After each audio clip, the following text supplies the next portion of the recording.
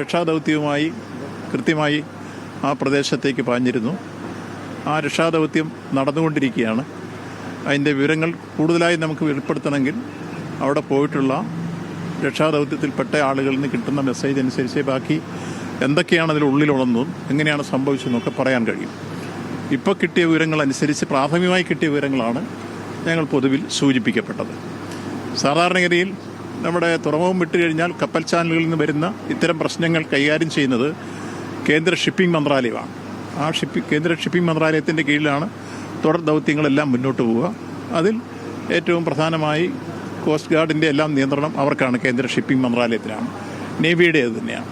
നമുക്കിങ്ങോട്ട് പാരിസ്ഥിതികമായി എന്തെങ്കിലും പ്രശ്നങ്ങൾ ഉണ്ടാകുന്നുണ്ടോ, സമുദ്രതീരവുമായി ബന്ധപ്പെട്ട് നമുക്ക് മത്സ്യബന്ധനത്തിന് പ്രശ്നം ഉണ്ടാകുന്നുണ്ടോ, ഇത്തരം കാര്യങ്ങളെല്ലാം ജാഗ്രത പാലിച്ചുകൊണ്ട് സംസ്ഥാനം നമ്മൾ മുന്നോട്ട് വരും എന്നുള്ളതാണ് ഇതിലെ പ്രശ്നം. അതാണ് പൊതുവിൽ ഇതുവരെ കിട്ടിയിട്ടുള്ള വിവരങ്ങളെ സംബന്ധിച്ചുള്ളത്. 40ഓളം ജീവനക്കാരാണ് ഈ ഷിപ്പിൽ ഉണ്ടായിരുന്നത് എന്നാണ് ആദ്യം കിട്ടിയ മെസ്സേജ്. ഏഷ്യയിലെ ഏറ്റവും വലിയ കപ്പൽ ഇന്ന് വിഴിഞ്ഞത്ത് വരുന്ന ഒരു ദിവസം. എനിക്ക് ഏറ്റവും സന്തോഷകരമായ ഒരു കാര്യം പങ്കുവയ്ക്കാനുള്ളത്, ഏഷ്യയിൽ നിന്ന് മാത്രമല്ല ഇതുവരെ കൊളംബോയിലോ ദുബൈയിലോ ഒന്നും വന്നിട്ടില്ലാത്ത MSCയുടെ കൂറ്റൻ കപ്പലായിട്ടുള്ള ഐറിൻ 400 മീറ്റർ നീളവും ഏതാണ്ട് 62.4 മീറ്റർ വീതിയുമുള്ള കപ്പൽ വന്നിട്ട് 3-4 ദിവസമായി. ഇവിടെ 3-4 ഷിപ്പ് കിടന്നിരുന്നതുകൊണ്ട് അത് പോയതിന് ശേഷം മാത്രമേ ഇതിനടുക്കാൻ കഴിയുമായിരുന്നുള്ളൂ. ഇന്ന് രാവിലെ തന്നെ ആ ഷിപ്പ് ഏതാണ്ട് 9 മണിയോടുകൂടി നമ്മുടെ തീരത്തണഞ്ഞിരിക്കുന്നു എന്ന ഏറ്റവും ആഹ്ലാദകരമായ അഭിമാനകരമായ ഒരു സാഹചര്യം നമ്മുടെ തുറമുഖത്തിനുണ്ടായിരിക്കുന്നു. അത്തരം വലിയ ഷിപ്പുകൾ വരെ കേരളത്തിലേക്ക് എത്തുന്നു. അങ്ങനെ മറ്റുള്ള തുറമുഖങ്ങൾക്ക് ഈ വിഴിഞ്ഞ ഒരു ഭീഷണിയായി മാറുന്നതിന്റെ ഭാഗമായി എന്തെങ്കിലും അട്ടിമറി സാധ്യതയൊക്കെ ഈ കപ്പലുകൾ തുടർച്ചയായി ഇങ്ങനെ അപകടത്തിൽപ്പെടുന്നതിലുണ്ടോ?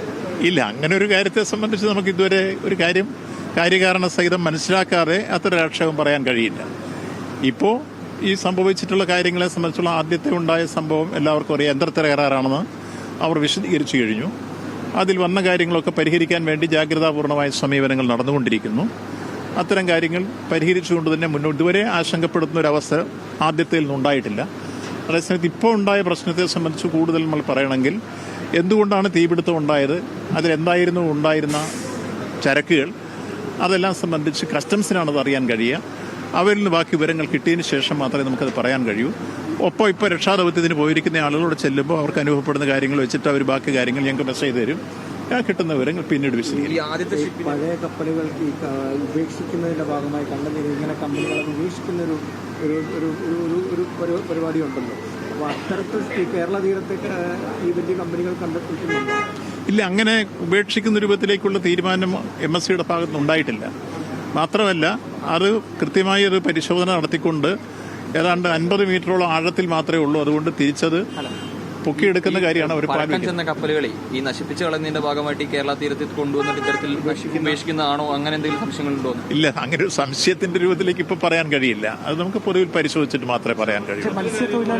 ആദ്യത്തെ കപ്പലപകടം ഉണ്ടായി, അത് സംബന്ധിച്ച് കേസെടുക്കുന്നതിനെ സംബന്ധിച്ച് സർക്കാർ അങ്ങനെ ഒരു തീരുമാനം എടുക്കാത്ത എന്തുകൊണ്ടാണ്? അല്ല, അത് നിങ്ങളൊരു കാര്യം കൂടി മനസ്സിലാക്കേണ്ടത്, സംസ്ഥാന ഗവൺമെന്റ് അല്ല ഉൾക്കടലിൽ നടക്കുന്ന ഏത് അപകടങ്ങളെ സംബന്ധിച്ചുള്ള കേസെടുക്കേണ്ടതും അതിന്റെ നിയന്ത്രണവും കേന്ദ്ര ഷിപ്പിംഗ് മന്ത്രാലയത്തിനാണ്. അത്തരം ആഴത്തിൽ അകലങ്ങളിലുണ്ടാകുന്ന കപ്പലപകടങ്ങളും അതുമായി ബന്ധപ്പെട്ട കേസുകളും കൈകാര്യം ചെയ്യുന്നവരാണ്. നമ്മൾ കോസ്റ്റൽ തീരത്തേക്ക് വരുന്ന സംഭവങ്ങൾ അല്ലെങ്കിൽ നമ്മുടെ തീരത്തടിഞ്ഞു വരുന്ന കേസുകളുമായി പാരിസ്ഥിതിക പ്രശ്നങ്ങളും മറ്റു കാര്യങ്ങളൊക്കെ ഉണ്ടാകുന്ന സ്ഥിതി വന്നാൽ അവിടെ ശ്രദ്ധിക്കുകയാണ് സംസ്ഥാന ഗവൺമെന്റിന്റെ ചുമതല.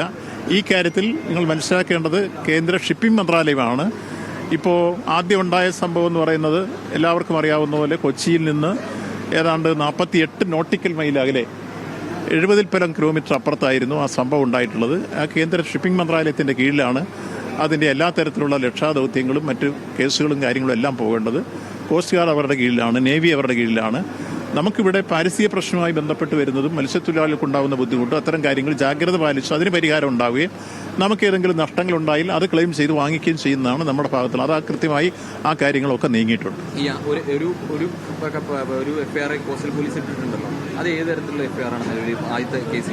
ഇല്ല, അതിപ്പോൾ ഏത് എൻവയോൺമെന്റിനെയാണോ മറ്റെന്തോ ഒന്ന് പരിശോധിച്ചിട്ട് മാത്രമേ നമുക്ക് പറയാൻ കഴിയൂ. അല്ല, അതെന്താണെന്ന് പരിശോധിച്ചിട്ട് മാത്രം പറയാം. ആദ്യത്തെ സംഭവത്തിന് ശേഷം മത്സ്യത്തൊഴിലാളി വലിയ ആശങ്കയിലായിരുന്നു. ഇല്ല, മത്സ്യത്തൊഴിലാളിയുടെ ആശങ്ക ആദ്യത്തിൽ നമുക്ക് മാറി. അവരാദ്യം തെറ്റായ പ്രചരണങ്ങൾ ഉയർന്നു വന്നപ്പോൾ ഉണ്ടായിരുന്നൊരു ആശങ്കയാണ്. അത് മാറി സംസ്ഥാന ഗവൺമെന്റ് അവരെ സഹായിക്കാൻ എല്ലാവർക്കും താൽക്കാലിക സാമ്പത്തിക സഹായവും ഒപ്പം റേഷനറി സൗജന്യമായും കൊടുക്കുന്ന സാഹചര്യങ്ങൾ അടക്കം സ്വീകരിച്ച് സാധിച്ചു. ഇപ്പൊ നിലവിലെ കപ്പലിൽ ജീവനക്കാർ രക്ഷപ്പെട്ടു, അതുമായി ബന്ധപ്പെട്ട എന്തെങ്കിലും വിവരങ്ങൾ എന്തെങ്കിലും ലഭിച്ചിട്ടുണ്ടോ? ഇല്ല, ആദ്യം ഉണ്ടായിട്ടുള്ള അപകടത്തിലെ 40 ജീവനക്കാരാണ് ഉണ്ടായിരുന്നത്. 18ഓളം പേര് ഒരു കപ്പലിന് ചാടിയതായിട്ട് ആദ്യം ഒരു മെസ്സേജ് കിട്ടി. അതിൽ എത്ര പേര് രക്ഷപ്പെടുത്തി, എത്ര പേര് മറ്റ് പരിക്കുകളുണ്ട് എന്നുള്ള കാര്യമെല്ലാം നമുക്ക് കോസ്റ്റ് ഗാർഡിന്റെ മെസ്സേജ് കിട്ടിക്കഴിഞ്ഞതിന് ശേഷമേ പറയാൻ കഴിയും. നിശ്ചയമായും പരിസ്ഥിതി ആഘാതം പഠിക്കാനുള്ള സംവിധാനം നമുക്ക് ഇന്നുണ്ട്. നമ്മുടെ എൻവയോൺമെന്റ് സിസ്റ്റം വളരെ ഫലപ്രദമാണ്. അത് ജാഗ്രതയോടുകൂടി നീങ്ങണം. ഓക്കെ. തുറമുഖ വകുപ്പ് മന്ത്രി വി.എൻ. വാസവനാണ് ഇപ്പോൾ മാധ്യമങ്ങളോട് പ്രതികരിച്ചത്. കോഴിക്കോട് ബേപ്പൂരിനടുത്ത് കപ്പൽ അപകടത്തിൽപ്പെട്ടതിലാണിപ്പോൾ മന്ത്രിയുടെ ഒരു പ്രതികരണം, ഒരു വിശദീകരണം ഉണ്ടായിരിക്കുന്നത് എന്നുള്ളതാണ്. നിലവിൽ കപ്പലിൽ അപകടപ്പെട്ട ആളുകൾക്കുള്ള ചികിത്സ സംസ്ഥാനം ലഭ്യമാക്കും എന്ന് പറയുന്നുണ്ട് മന്ത്രി.